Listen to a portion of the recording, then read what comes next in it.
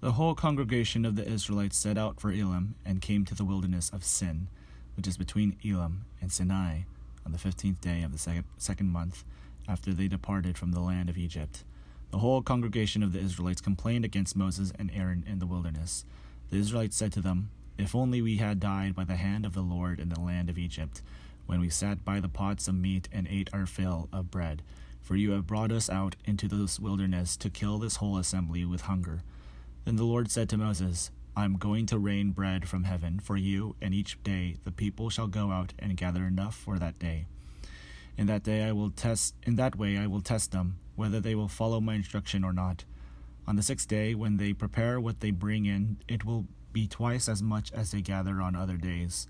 So Moses and Aaron said to all the Israelites, "In the evening you shall know that it was the Lord who brought you out of the land of Egypt. And in the morning you shall see the glory of the Lord, because he has heard your complaining against the Lord. For what are we, that you complain against us?" And Moses said, "When the Lord gives you meat to eat in the evening and your fill of bread in the morning, because the Lord has heard the complaining that you utter against him, what are we? Your complaining is not against us, but against the Lord." Then Moses said to Aaron, "Say to the whole congregation of the Israelites, 'Draw near to the Lord, for he has heard your complaining.'"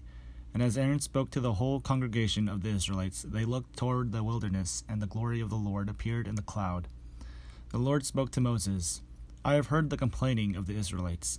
Say to them, 'At twilight you shall eat meat, and in the morning you shall have your fill of bread. Then you shall know that I am the Lord your God.'" In the evening quails came up and covered the camp, and in the morning there was a layer of dew around the camp. When the layer of dew lifted, there on the surface of the wilderness was a fine, flaky substance, as fine as frost on the ground. When the Israelites saw it, they said to one another, "What is it?" For they did not know what it was. Moses said to them, "It is the bread that the Lord has given you to eat. This is what the Lord has commanded. Gather as much of it as each of you needs, as omer per person, according to the number of persons, all providing for those in their own tents." The Israelites did so, some gathering more, some less. But when they measured it with an omer, those who gathered much had nothing over, and those who gathered little had no shortage. They gathered as much as each of them needed. And Moses said to them, "Let no one leave any of it over until morning." But they did not listen to Moses. Some left part of it until morning, and it became wormy and rotten. And Moses was angry with them. Morning by morning they gathered it as much as each needed. But when the sun grew hot, it melted.